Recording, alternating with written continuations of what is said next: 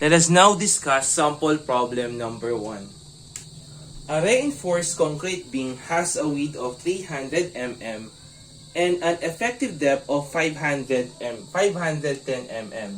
So meron tayong BW na 300, tapos effective depth from the center of your reinforcement hanggang outermost fiber of your beam in compression, we have 510 mm. It supports a factored uniform load of 68 kN per meter. So meron tayo ditong naka-factor na daw yung load natin, kaya meron tayong subscript na U dito.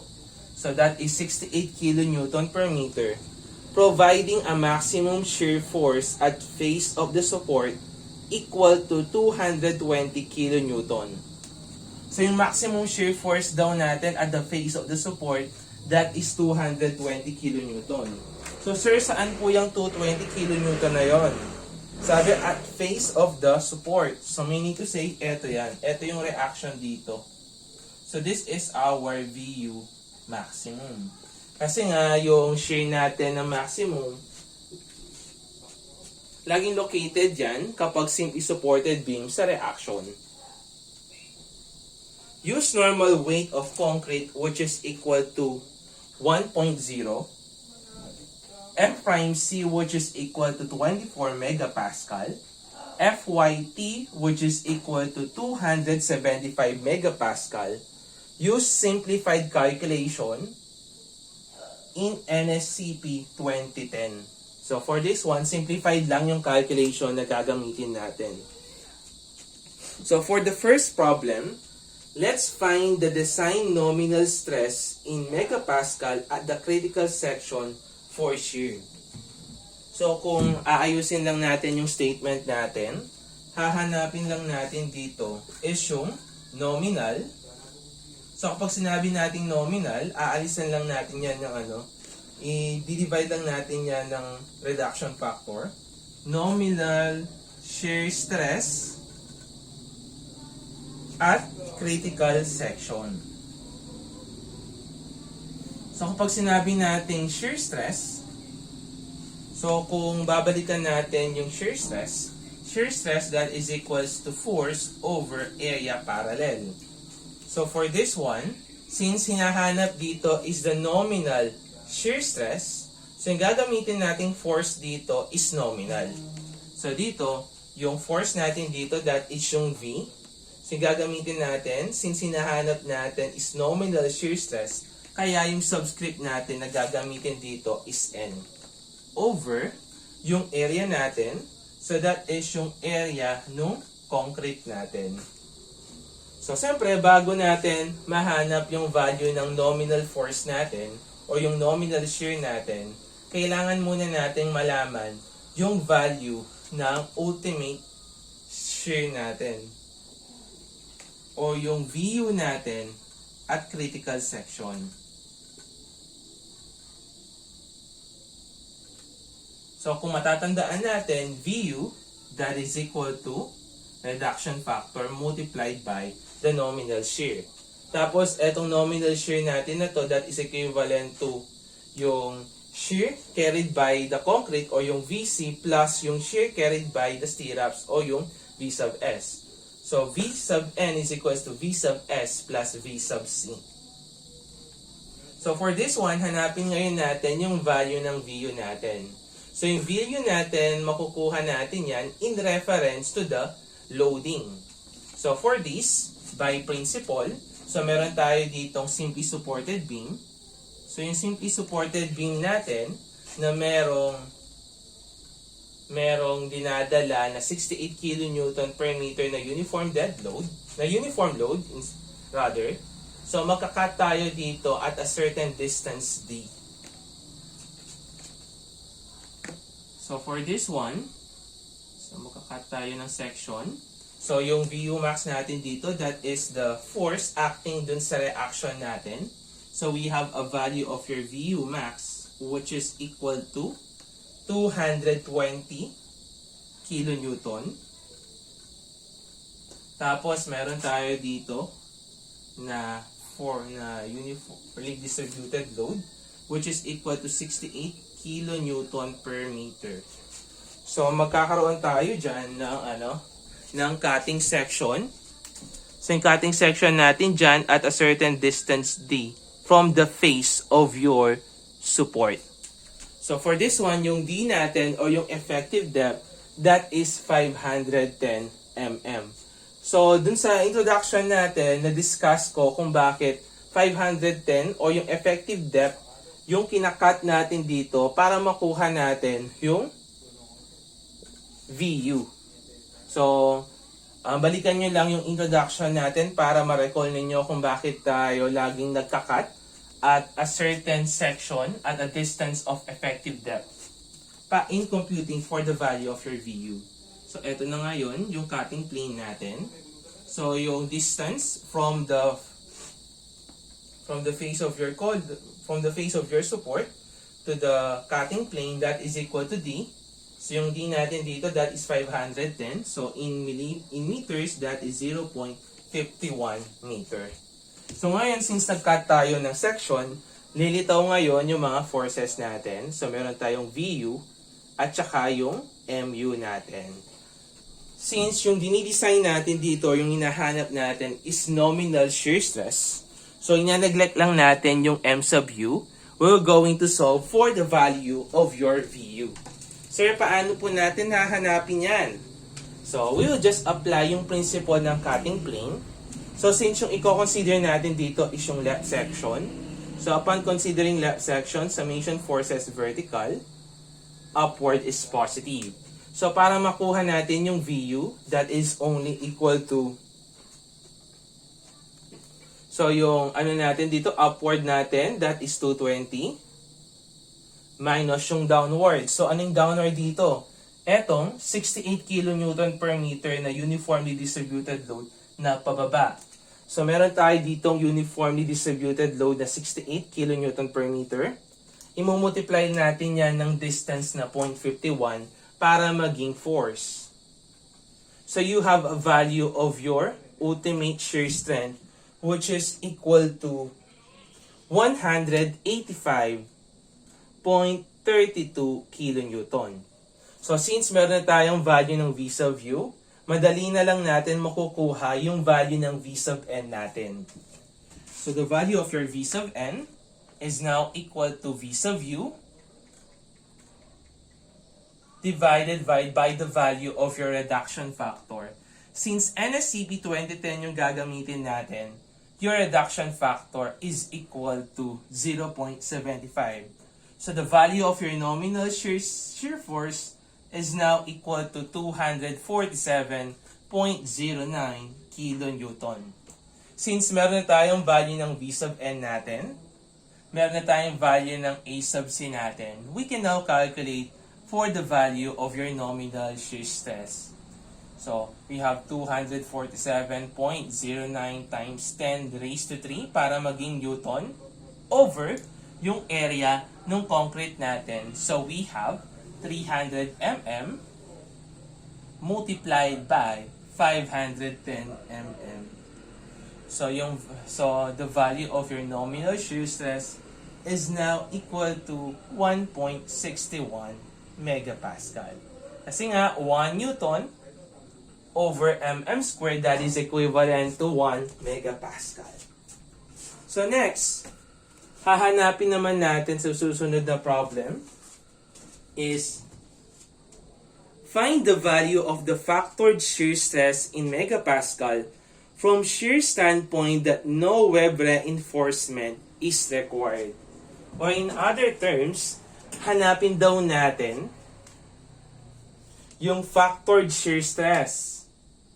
So, from the word itself, factored. So, naka-factored yung shear force natin dito. When no stirrups is required. So, wala daw yung stirrups na nire-require dito. So, sir, paano po natin malalaman kung kailan hindi magkakaroon ng stirrups? In actual, siyempre, hindi naman pwede na walang stirrups talaga yung beam natin. Theoretically speaking, okay, pwede naman na na hindi na hindi maglagay ng stirrups based on calculation. Kaso nga lang sa actual, siyempre, iba yon. So, naglalagay pa rin tayo ng stirrups for practicality reasons. And of course, sa board exam din, minsan, consider ni Praxedes yung value ng S-max natin. But for the sake of discussion here, theoretically speaking, so hanapin natin yung factored shear stress kapag hindi nire-require yung stirrups. So, based dun sa codes natin, kung matatandaan natin dun sa introduction natin, sinusolve natin yung mga spacing ng stirrups natin kapag yung VU natin is greater than to the value ng 1/2 of reduction factor VC. Or, pwede nating ayusin yan na kapag yung VU natin is greater than to the value of 0.5 since 1/2 is equals to 0.5 PVC. So dito natin sinosolve yung spacing. So nagkakaroon lang tayo ng walang reinforcement kapag yung VU natin is less than to the value of 0.5 reduction factor VC. So kapag ganito yung condition natin, wala tayong reinforcement sa stirrups na kailangang isolve. So meaning to say, walang spacing ng stirrups na kailangang isolve. So, yun naman pala. So, gagawin natin dito is i-equate na lang natin yung value ng VU natin to the boundary na 0.5 reduction factor V sub C. So, para meron tayong value ng V sub U natin. Of course, since we are using NSCP 2010, so the value of your reduction factor, that is equal to 0.75. So, let's calculate first for the value of your VC muna. So, VC, since sinabi dito sa problem mo, simplified calculation lang yung gagamitin natin. Therefore, the value of your VC, that is 0.17 lambda square root of F prime C BWD. So, since meron naman tayo mga given dito, so V sub C, we have 0.17. Yung lambda natin, that is 1.0 square root of F prime C. So, that is equal to 24 megapascal. So, what is the value of your B sub W? That is 300. How about the effective depth? We have 510. So, the value of your V sub C is now equal to 127.422 kilonewton. So, since meron na tayong value ng shear strength natin carried by the concrete, we can now calculate for the value of your V sub U. So, V sub U is now equal to 0.5 multiplied by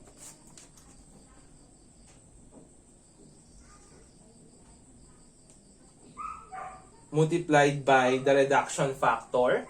So, ano yung reduction factor natin dito? That is 0.75 multiplied by 127.422 kilonewton. So, the value of your VU is now equal to 47.783 kilonewton.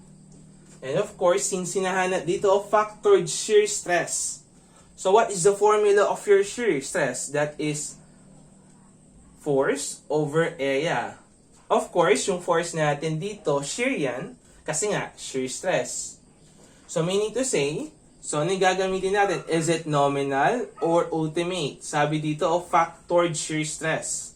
From the word itself, factored, meaning to say, ultimate yung loads natin, kaya V sub U yan.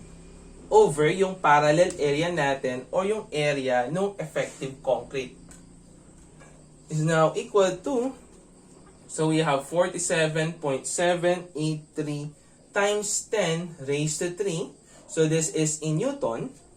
And then yung area ng concrete natin na 300 mm multiplied by 510 mm. So the value of your factored shear stress is now equal to 0.31 megapascal.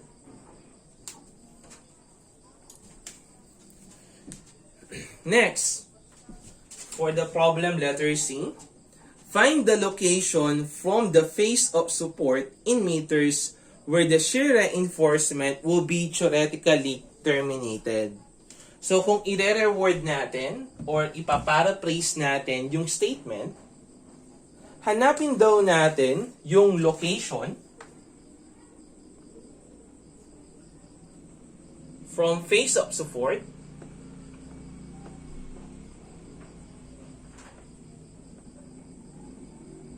where no stirrups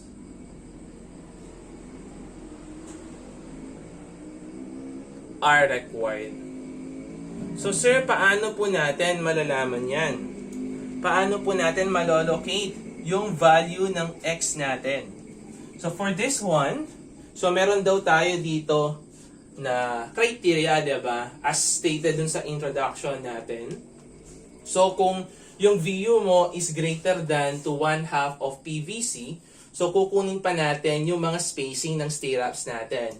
But if the value of your VU is less than to the value ng 0.5 reduction factor VC natin, so meaning to say, no need to solve for the value of your spacing kasi, theoretically speaking, wala tayong reinforcement sa stirrups. So same principle lang dito. Ito ngayon yung governing equation natin. So that will be the value of your VU. So yung VU natin dito is equal to 1/2. So sabihin natin 0.5 na lang PVC. So that is equal to yung na-compute natin na 47.783 kilonewton. Ngayon, tanong dito is, saan yung location ng 47.783 kilonewton dun sa beam natin? So, hahanapin ngayon natin yung value ng x dito. Okay. So, dito nyan is we will going to cut at a certain section here to know the value of your x. So ngayon, if you are going to cut there, so if you are going to cut here, let us consider the left section. So it will look like this one. Okay. So meron tayo dito. So meron tayong VU max dito which is equal to 220 kilonewton. And then, eto yung ano natin, downward uniform load which is equal to 68 kilonewton per meter. That is already factored.